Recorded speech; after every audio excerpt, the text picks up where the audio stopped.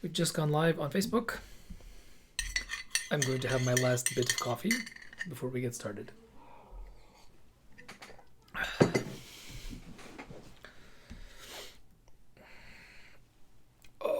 Okay.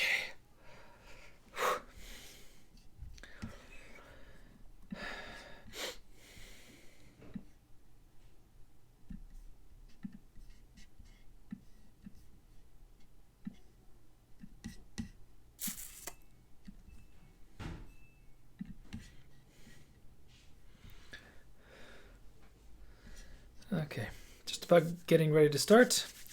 We already have a few people here. Hello. If you would like, come and say hello in the comments while we gather our people. Gather our rosebuds as we may. Old time is still a flying. Hello, Seraphim.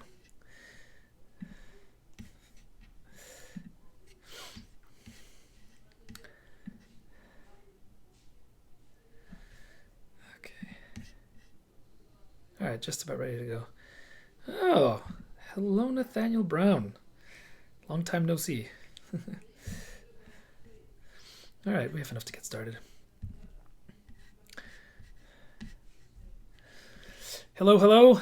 My name is Nicholas Kotar. I am a fantasy author, an Orthodox deacon, a podcaster, a blogger. I have a new podcast called In a Certain Kingdom, together with Ancient Faith Radio, in which I retell Russian fairy tales and analyze them just a little bit, not enough to actually destroy your enjoyment of the stories, hopefully. And I go live every Friday at 5 p.m. Eastern Time on my author page to discuss the intersection of the reading life and the life. Gosh. Hello, Chris McIntosh. Good to see you. Where I discuss basically how reading good books and good stories can help us lead better lives. And we are in the midst, in week 2 of a new series that I'm doing. I started it last week. The series is called Resilience and Courage Through Story.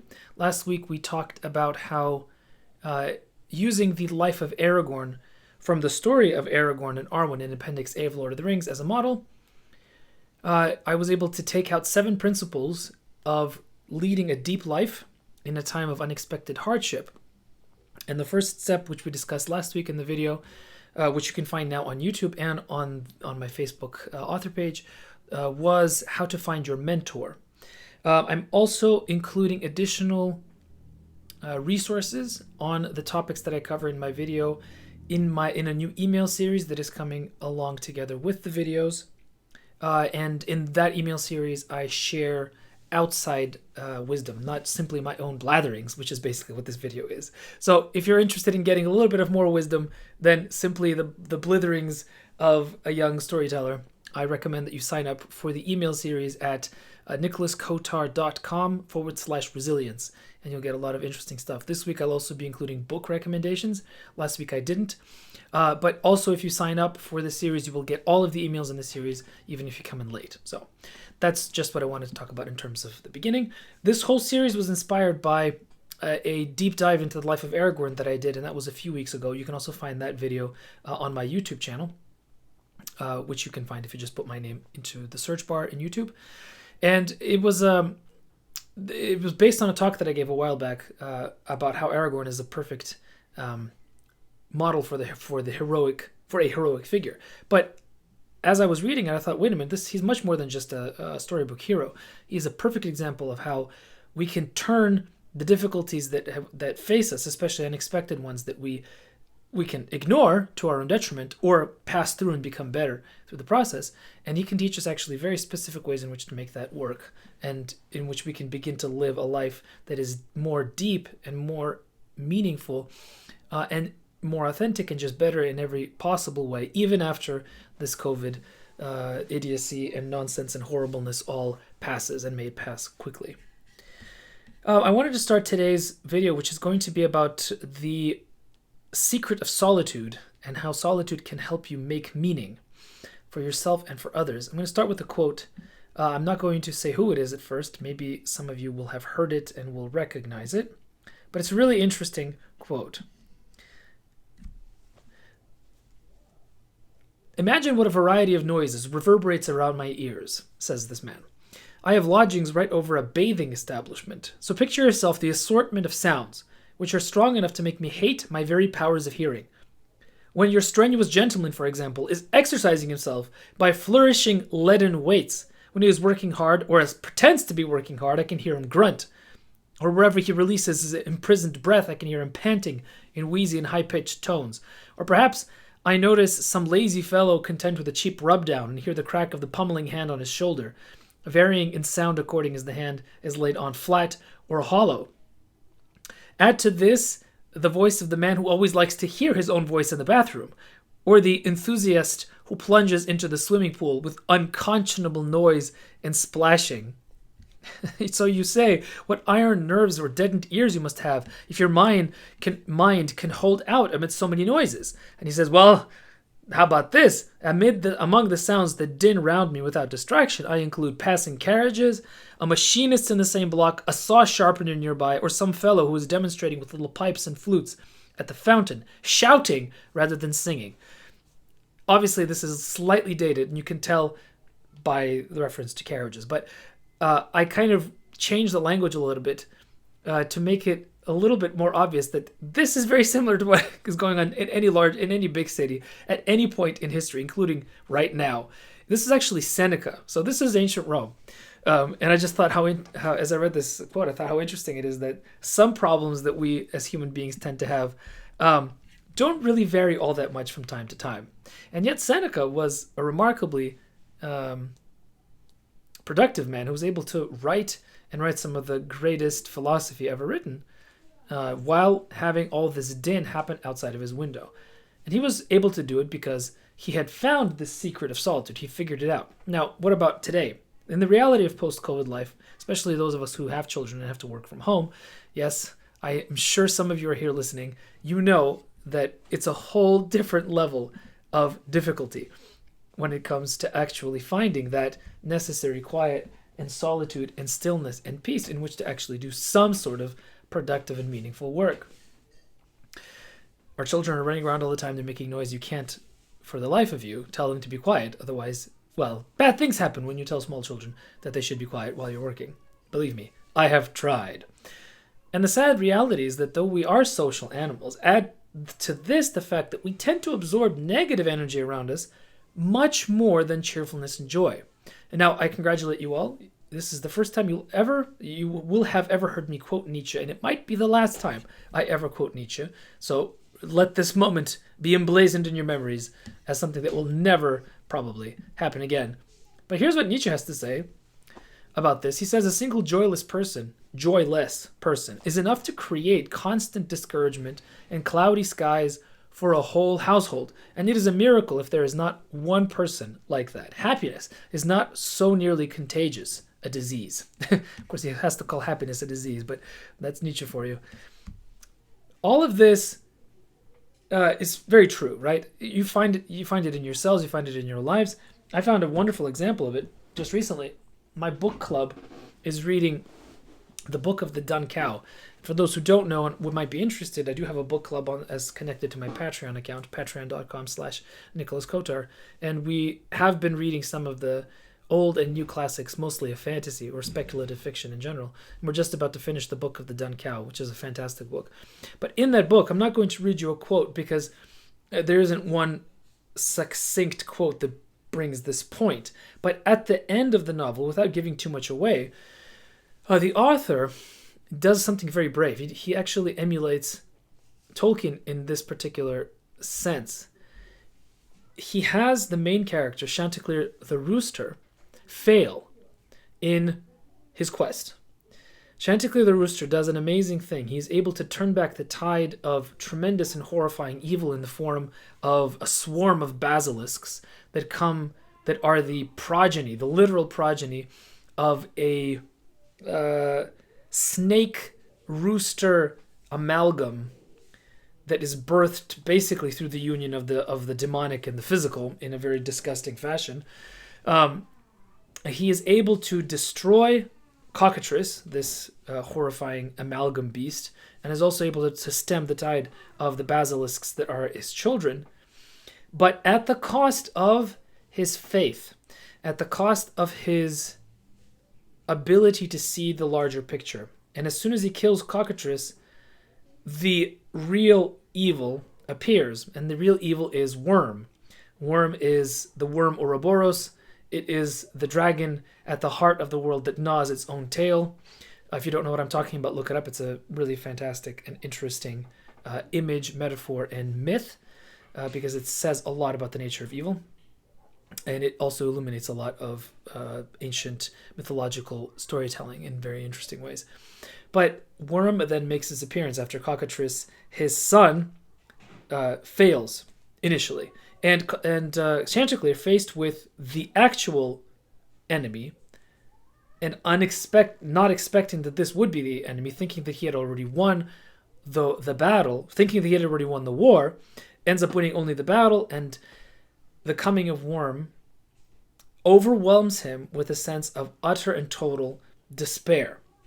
So much so that when he is surrounded by the two people that love him, the two characters that love him the most, the dog, Mundo Cani the dog, and his beloved wife, Pertolope,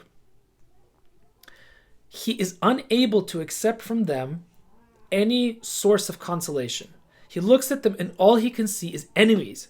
And this is a profound statement, actually, on the reality of how human beings tend to react to negative energy around them. If they have gone to a point where despair begins to overcome you, the kind words of loved ones can become weapons, can become something that is incapable of bringing you out, because you've so completely become overwhelmed by this reality that all you see in the face of your loved one is an enemy. It's a frightening thing, and I think probably a lot of you have experienced it. But it's a really wonderful moment in the novel because it illustrates it through the grand medium of epic storytelling, and it shows you, the story shows you very clearly how his problem was pride, but it was also an inability to embrace solitude in the right way. And I'll get to what I mean a little bit later. Now, if we go from the sublime to the mundane, for myself, yesterday was one of those days when that would have felled even Chanticleer, the great rooster. And it's these little things, right? You start off in the morning, you wake up, everything's wonderful, you're ready to face the day. I'm sure many of you will understand what I'm talking about. And then, a stray word by somebody who has a tendency to say stray words to get you upset, and already that little foundation of happiness that was there in the morning begins to crumble.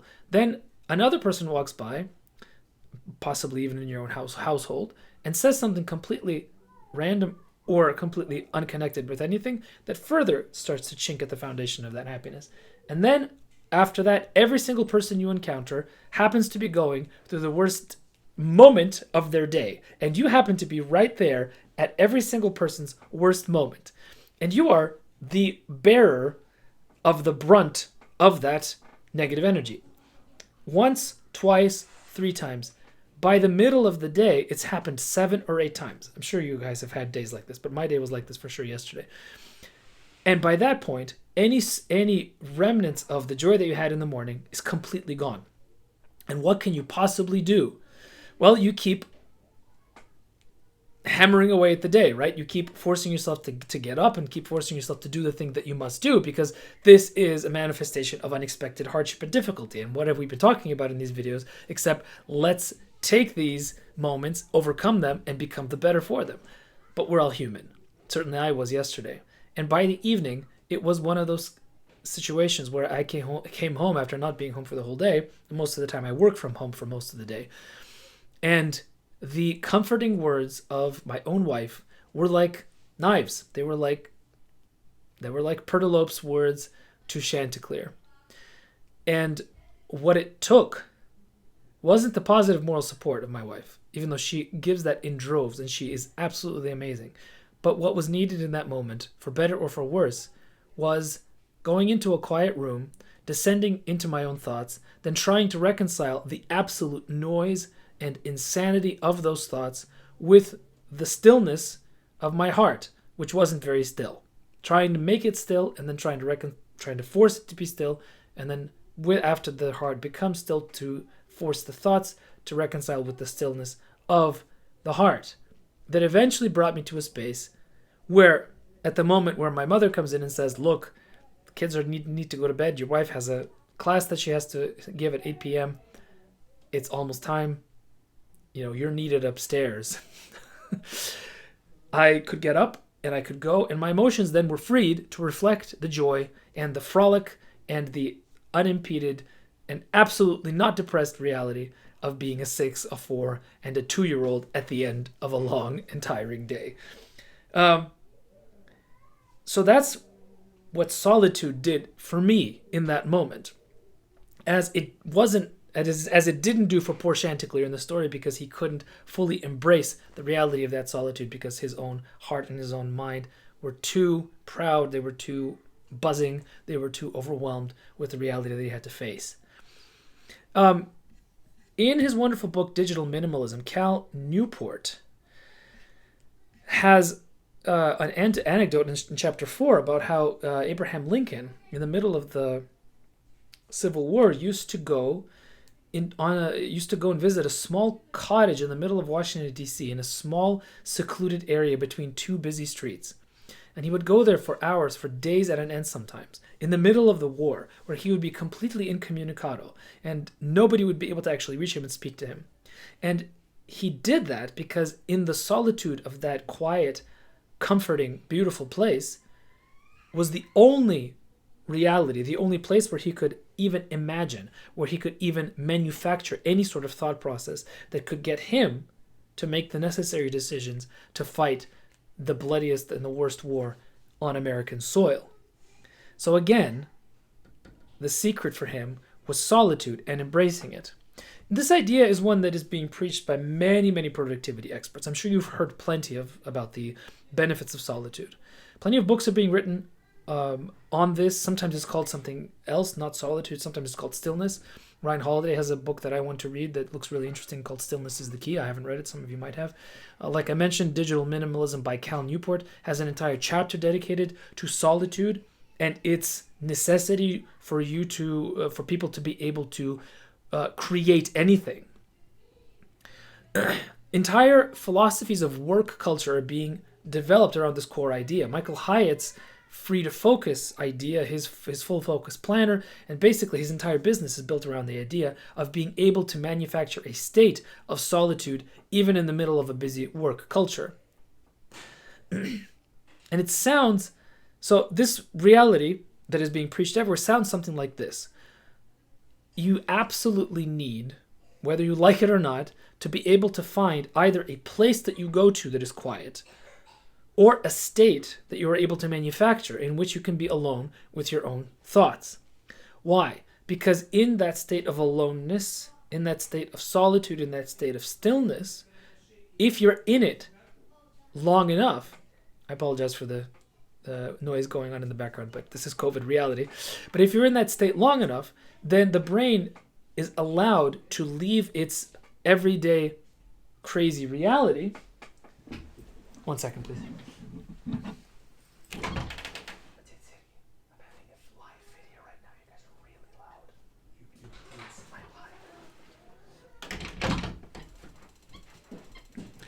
live. Yes, anyway. When the brain is freed of the humdrum reality of everyday life, of the constant thrashing about, of the running here and there, hither and thither, doing all the stuff that you have to do in order to get through the day, that's when it can start making connections. Strange, unusual connections. That's where the trope of having your best ideas in the shower comes from, because in the shower you're not thinking about anything, and suddenly weird, interesting ideas start to connect with each other, right?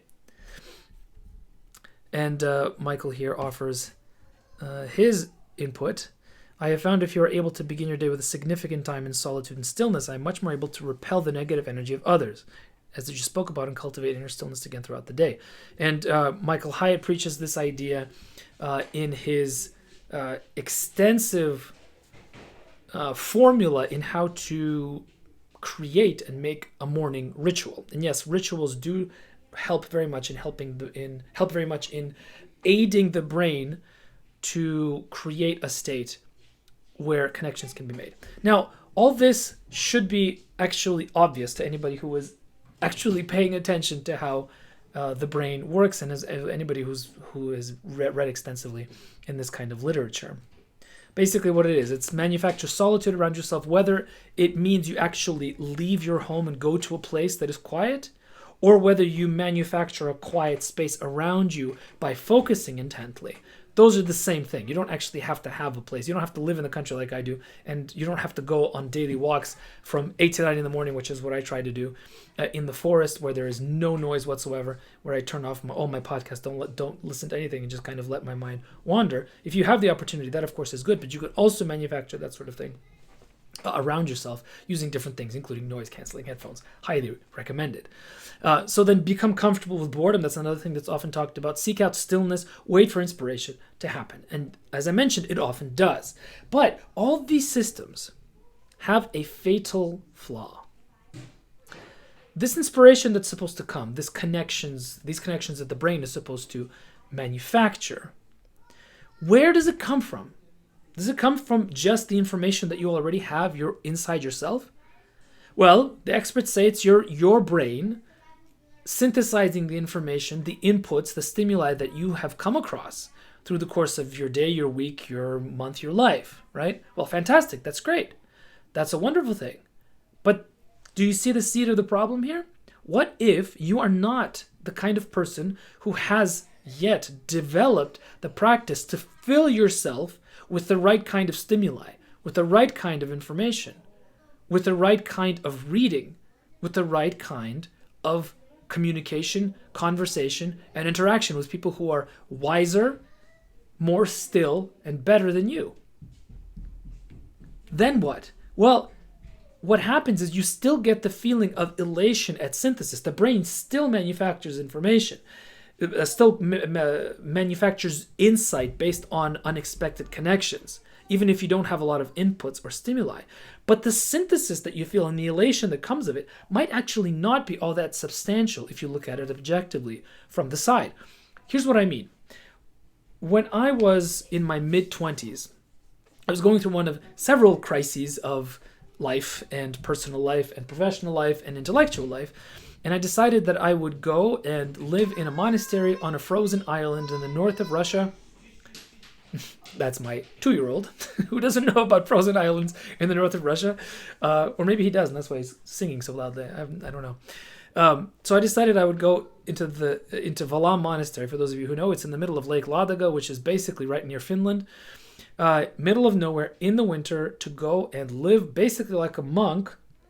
Why would I do such a thing? Well, actually, there was an exchange program available for international students, college students, to go as a kind of cultural exchange, and that's how I got my visa. I got it through an organization that usually works with Europeans, secular Europeans who have nothing to do with Christianity for the most part, who just want to have the experience of stillness and solitude in a place, and the best kind of place to have solitude, an island. You can't get off it, and there really isn't anything there except a monastery, so you will have solitude whether you like it or not.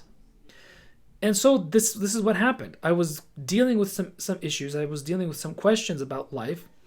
I was thinking about where my life was going and what I should do with it. And there was a moment of synthesis, and I remember it as being one of the most brilliant and one of the most elated moments of my life. That's how I remember it. But recently I went back and thought about what it was that I actually figured out. And what it was that I figured out was on the same level of insight as I have on a weekly basis now. It wasn't a big moment of anything. It was just me figuring a tiny, tiny little bit about my life. Of course, I was quite young and I was very immature emotionally, as many young men are in our time, unfortunately. And in spite of the fact that I was and am quite widely read, it still meant that at that point, the insight that I got from solitude felt great. I have a photo of myself.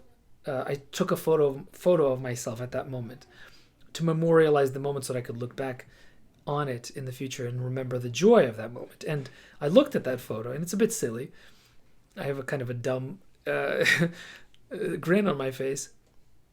And I remember that feeling. But like I said, looking at it objectively, I now realize that the insight that I had was not at all advanced. What am I trying to say here?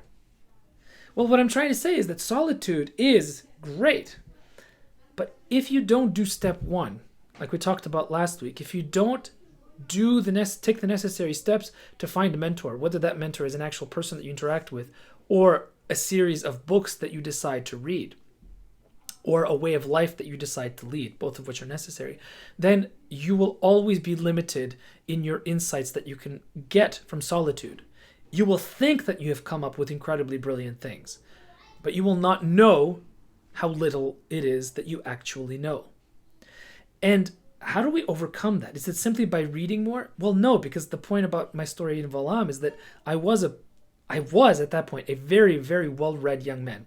Take us, an average person my age at that point, I had read probably more than most people my age in the United States. That's not me bragging. That's just simply a function of my upbringing. My parents made sure that I read a lot.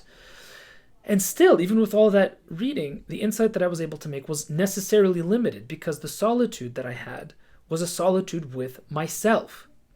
It was not a solitude of synthesis with anyone other than myself.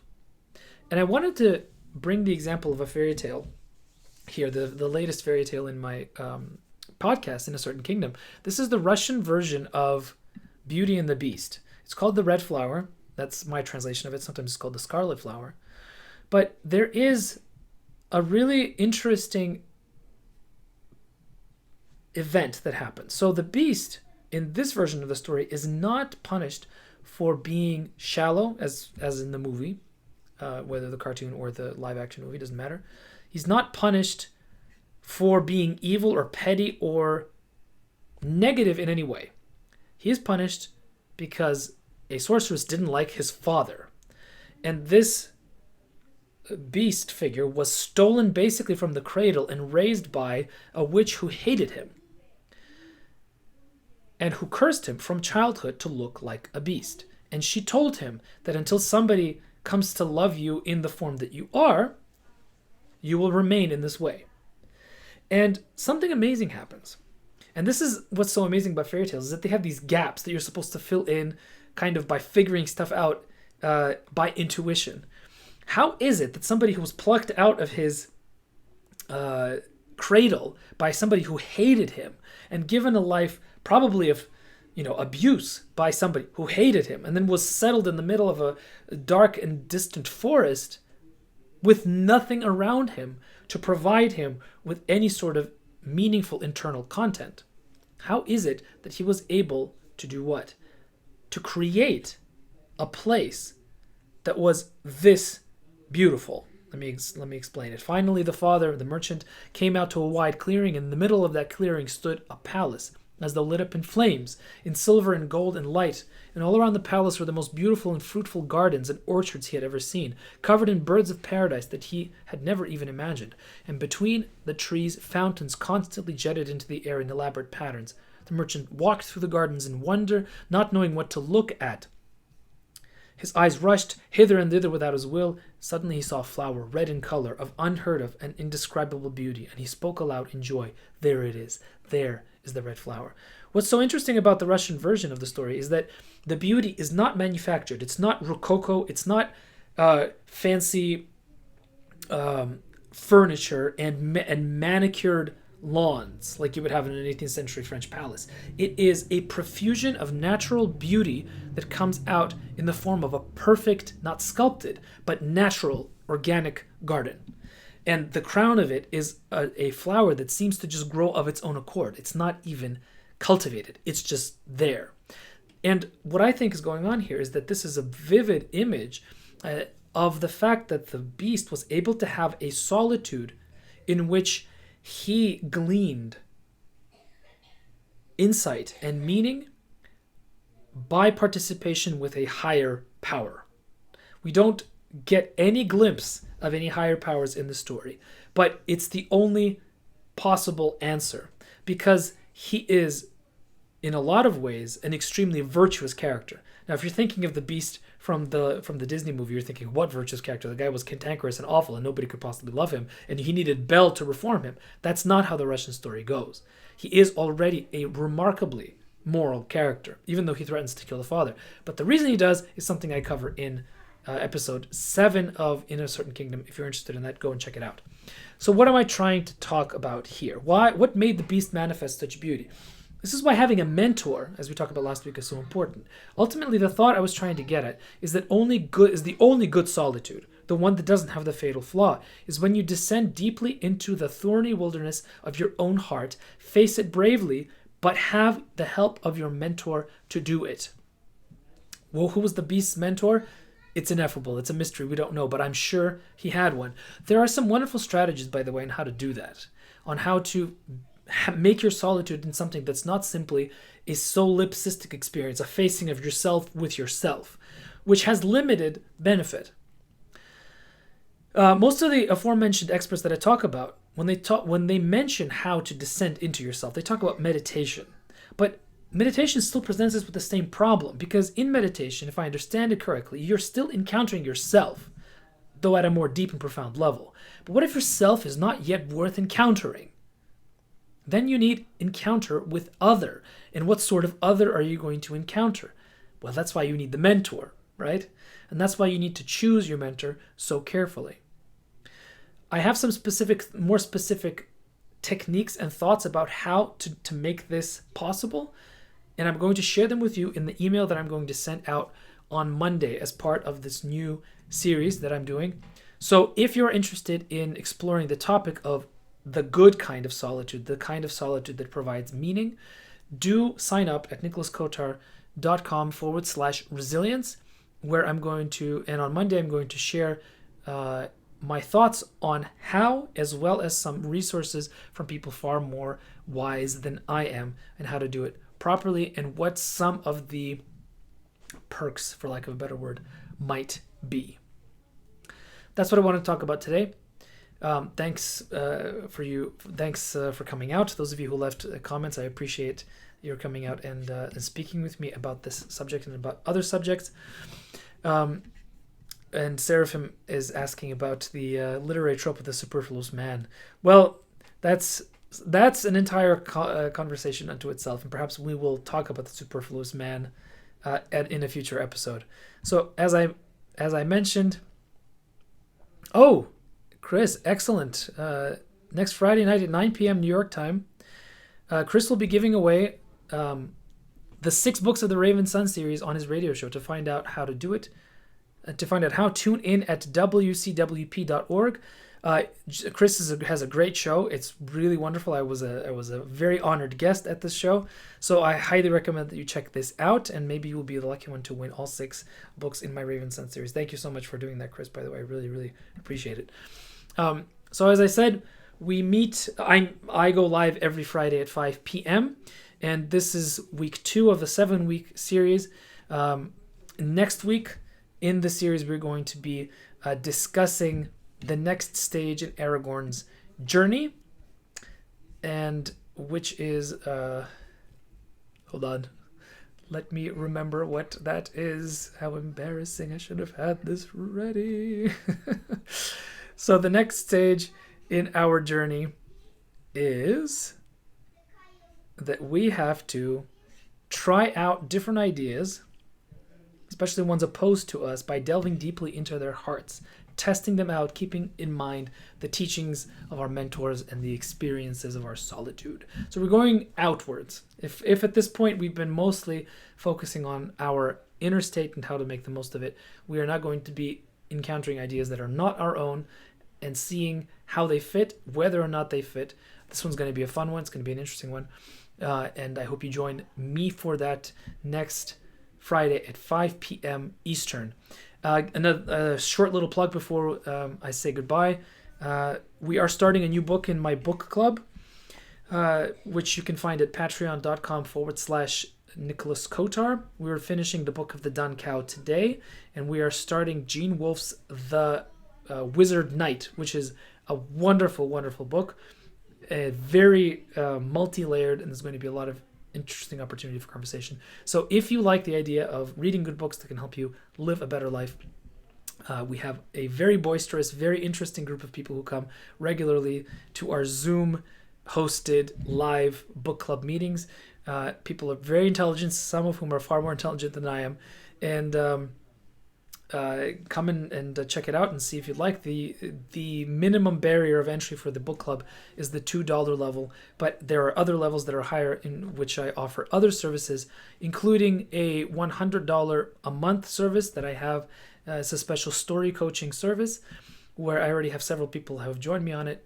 I give 6 1-hour consultations, one-on-one consultations a year. So every 2 months I meet with you one-on-one to talk about your story, and 6 common Q&A sessions where everybody who is at the $100 level can ask questions. And it's at this point quite small. So effectively you get an hour of my help every single month. So if that's something that is interesting to you, check it out, patreon.com/Nicholas Kotar. Enough plugging. I just wanted to wish you all a good weekend. Hopefully you had a wonderful week. I certainly had my share of ups and downs, but it's ending quite in a beautiful way. And and if this video was something that you find interesting, don't just come back next week, but also share it with a friend and encourage them to sign up as well to the email series. Hopefully that will be something that you find not only useful, but also entertaining and interesting. But it's late, it's Friday, it's time to have dinner with the lovely kitties, so I'm going to say good night to all of you. Thank you all for coming out, and I will see you next week, same time, same place. Bye-bye, everybody. Thanks a lot.